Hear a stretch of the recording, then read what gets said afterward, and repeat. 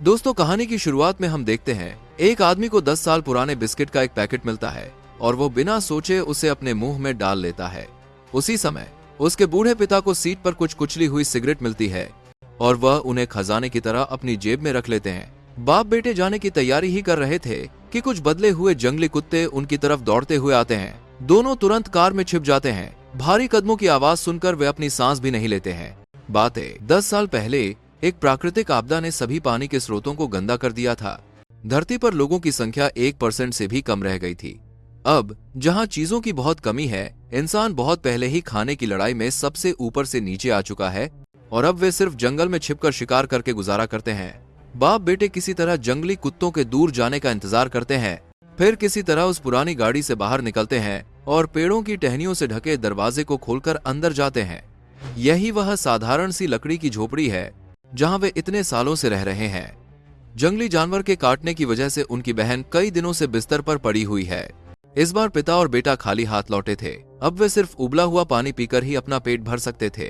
Sam बची हुई सूजन रोधी दवा निकालता है और अपनी बहन को देता है, जिससे उसका घाव और खराब होने से रुक जाता है। पिता कटी हुई सिगरेट को फिर से लपेटते हैं और अकेले बाहर जाकर पीते हैं। इस तरह की जिंदगी ने उन्हें थका दिया है और उन्हें यह भी शक होने लगा है कि इस भयानक आपदा में उनका अब तक जीवित रहना भाग्य है या बदकिस्मती। अगली सुबह सैम बाहर शौचालय में जाता है, तभी उसे अपने पीछे कुछ हलचल सुनाई देती है। मुड़कर देखता है तो हथियार लिए हुए कुछ जीवित बचे लोग खड़े होते हैं। आदमी को कुछ अजीब लगता है और वह तेजी से अपनी झोपड़ी की तरफ भागता है।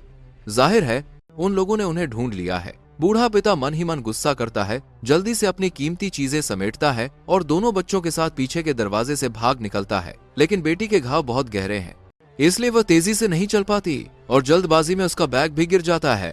पिता जानते हैं कि अगर ऐसे ही चलते रहे तो वे मारे जाएंगे, इसलिए वे दोनों बच्चों को शौचालय के गड्ढे में धकेल देते हैं। ऊपर से लकड़ी का तख्ता लगाकर वो एक लकड़ी का डंडा उठाते हैं और उन लोगों की तरफ दौड़ पड़ते हैं। सैम और उसकी बहन गड्ढे के बाहर से सब कुछ देखते हैं और अपनी आंखों के सामने अपने पिता को उन लोगों द्वारा मारते हुए देखते हैं।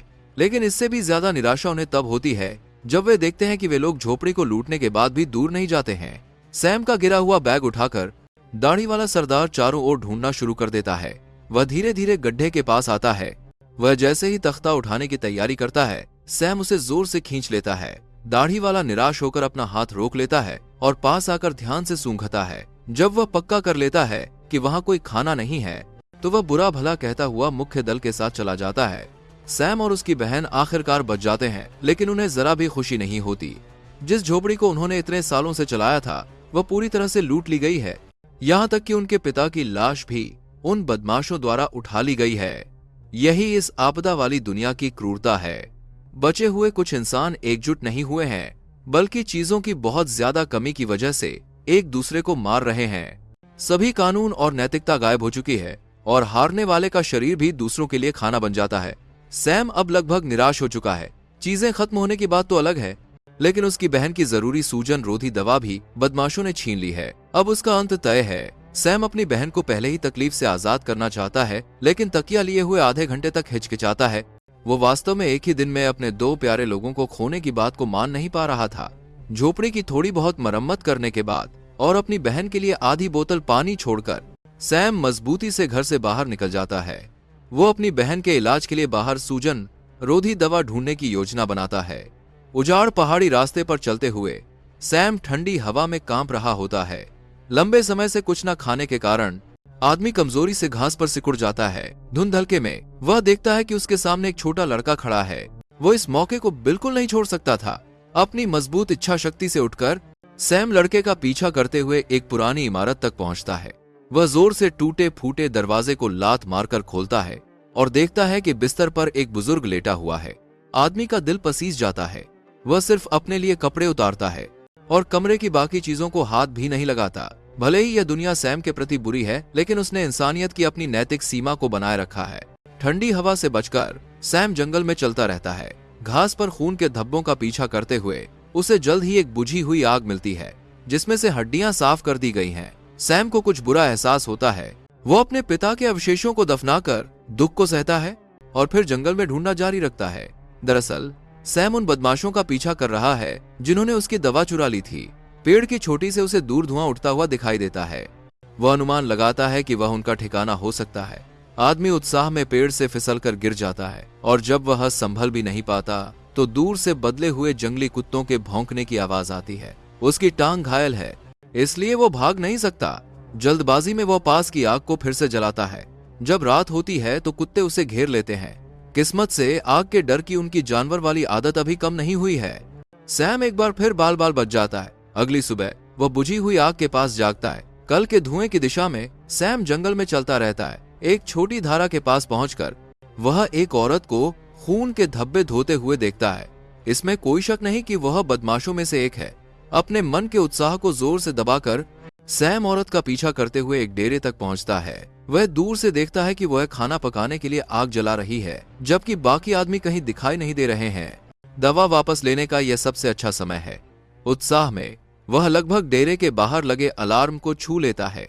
सावधानी से उसे पार करके सैम तेजी से तंबू में घुस जाता है। वह जैसे ही दराजों में ढूंढ रहा होता है तो शीशे में देखता है कि कोई उस पर हमला कर रहा है। आदमी पलटता है और उस खाना पकाने वाली औरत को काबू करने की कोशिश करता है, लेकिन वो जानलेवा वार करती है। सैम दिल कड़ा करके एक पत्थर उठाता है और उसे मारकर गिरा देता है। आदमी बिना समय गंवाए फिर से चारों ओर ढूंढना शुरू कर देता है, लेकिन तभी बाहर खाना ढूंढने गए बदमाश वापस आ जाते हैं। सैम जल्दी से जमीन पर खून साफ करता है और लाश को घसीटकर डेरे के बाहर भाग जाता है। एक पेड़ के पीछे छिपकर वो दूर से देखता है कि बदमाशों ने उस छोटे लड़के को पकड़ लिया है जिससे वो पहले मिला था। सफेद दाढ़ी वाला सरदार बहुत सतर्क है। घर में घुसते ही उसे कुछ अजीब लगता है। वो अपने घायल साथी को कुछ सूजन रोधी दवा देता है और फिर लकड़ी का डंडा लेकर चारों ओर ढूंढना शुरू कर देता है। सैम डर से कांप जाता है और पेड़ के गड्ढे में छिप जाता है, जिससे वह पकड़ा नहीं जाता।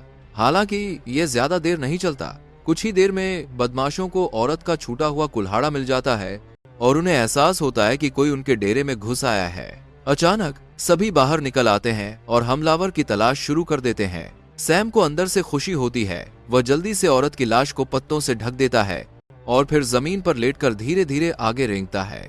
इस समय डेरे में केवल एक घायल आदमी बचा है। यह कार्रवाई करने का सबसे अच्छा समय है। वह सबसे पहले बंधे हुए छोटे लड़के के पास जाता है। अपनी छोटी चाकू निकालकर उसके हाथ की रस्सी काटता है। लड़के के डर से जो हलचल होती है वह उस घायल आदमी का ध्यान खींचती है और सैम इस मौके का फायदा उठाकर दवाएं ढूंढता है। जल्द ही उसे एक ताला लगा हुआ लकड़ी का डिब्बा मिलता है, लेकिन वह उसे तोड़ने वाला ही होता है कि वे लोग वापस आ जाते हैं। सैम को बस मजबूर होकर कार के नीचे छिपना पड़ता है। उसके सामने लगातार कदमों की आवाज आती जाती रहती है।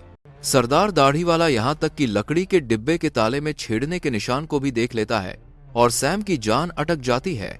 किस्मत से उन लोगों का ध्यान जल्द ही पत्तों के नीचे पड़ी औरत की लाश की तरफ चला जाता है। सैम अंधेरा होने तक इंतजार करता है और देखता है कि बदमाश सभी को नहीं खाते। उन्होंने अपनी मृत साथी के लिए एक शोक समारोह रखा और फिर लाश को आग लगा दी। अगली सुबह सैम बदमाशों के उठने से पहले ही चुपके से कार के अंदर घुस जाता है। आखिरकार उसे सफेद दाढ़ी वाले की गर्दन से लकड़ी के डिब्बे की चाबी मिल जाती है। पूरे समय तनाव से पसीने से तर होने के बाद सैम आखिरकार डिब्बे को सफलतापूर्वक खोल लेता है और उसमें उसे अपनी खोई हुई सूजन रोधी दवा मिल जाती है। आदमी अपने अंदर के उत्साह को दबाता है और चालाकी से ताले को कार के दरवाजे पर लटकाता है और फिर पीछे मुड़े बिना डेरे से भाग जाता है, लेकिन वह अपने पैरों के नीचे के अलार्म को भूल जाता है। साफ घंटी की आवाज शांति को तोड़ देती है। सभी बदमाश तुरंत झाग जाते हैं। वे सीधा दरवाजा तोड़कर बाहर निकलते हैं। गुस्से से चिल्लाते हुए वे उसका पीछा करते हैं। सैम जानता है कि यह बुरा होने वाला है और वह जंगल में भागता रहता है। वह इस इलाके के रास्तों से परिचित है और खतरनाक रास्तों पर दौड़ता है जहां कोई नहीं जाना चाहता। पीछा करने वाले अपनी जान प्यारी होने के कारण मजबूरन रुक जाते हैं और नाराज होकर पीछे से तीर चलाते हैं। सैम अपनी झोपड़ी में लौटने की हिम्मत नहीं करता, बल्कि उस पुरानी खाली इमारत में आता है जहां से वो गुजरा था। जमीन पर जंगली कुत्तों के बेतरतीब पैरों के निशान देखकर उसके मन में एक बुरा एहसास होता है। कमरे में घुसने के बाद वह देखता है कि बुजुर्ग को खाकर केवल हड्डियां बची हैं और सैम का पूरा शरीर ठंडा पड़ जाता है। क्या यही इंसानियत का आखिरी भाग्य है? एक पल में उसकी सारी लड़ने की इच्छा खत्म हो जाती है और वह बदमाशों को अपनी तरफ हमला करने देता है। जब सैम दोबारा होश में आता है तो वह पाता है कि वह एक कुर्बानी के मेमने की तरह बंधा हुआ है।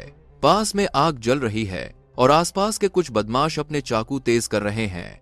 जैसे ही सैम का दिल बैठने लगता है, उसे जमीन पर एक कुत्ता बुलाने वाली सीटी दिखाई देती है। वह बिना किसी हिचकिचाहट के उसे फूंकने के लिए आगे बढ़ता है।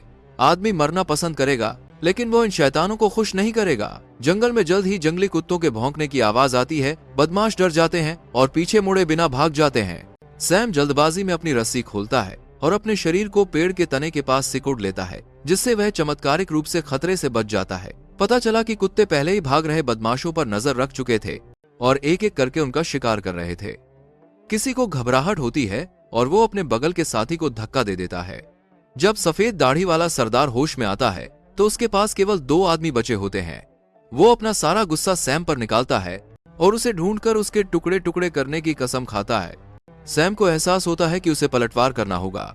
वह पहले अपनी जैकेट को चारे के रूप में इस्तेमाल करता है और पीछे से हमला करके एक को मार गिराता है। फिर दूसरे के साथी होने का नाटक करके पास जाता है और दूसरे को भी मार गिराता है। सफेद दाढ़ी वाला सरदार पल भर में अकेला हो जाता है। इस बार सैम छिपता नहीं है, बल्कि उसकी जांघ में एक तीर मारता है। जैसे ही वो आखिरी वार करने वाला होता है, धनुष की डोरी टूट जाती है। अब दोनों को तलवार से लड़ना पड़ता है, लेकिन लड़ाई शुरू होने से पहले ही जंगली कुत्ते फिर से पीछा करते हुए आ जाते हैं। सैम के पैर तेज हैं, वो मुड़ता है और भाग जाता है, लेकिन सफेद दाढ़ी वाला सरदार बदकिस्मत होता है और जल्द ही कुत्तों द्वारा नोच लिया जाता है। इस बीच घर पर पड़ी हुई सैम की बहन बाहर के शोर से जाग जाती है। वह उठने की कोशिश करती है और देखती है कि कुत्तों का एक बड़ा झुंड उसकी तरफ आ रहा है। बहन जितना हो सके अपने शरीर से दरवाजे को रोकने की कोशिश करती है, लेकिन लकड़ी की झोपड़ी के चारों ओर से कुत्तों के खोदने की आवाज आने लगती है। न जाने कितना समय बीता, सैम सूजन रोधी दवा लेकर आखिरकार अपनी लकड़ी की झोपड़ी में वापस आता है। लेकिन जब वह खुला दरवाजा देखता है तो उसका दिल बैठ जाता है। क्या उसकी बहन उसके लौटने तक जिंदा नहीं रह पाई? जैसे ही सैम निराशा में घुटनों के बल बैठता है, उसकी बहन का कमजोर शरीर उसके पीछे दिखाई देता है।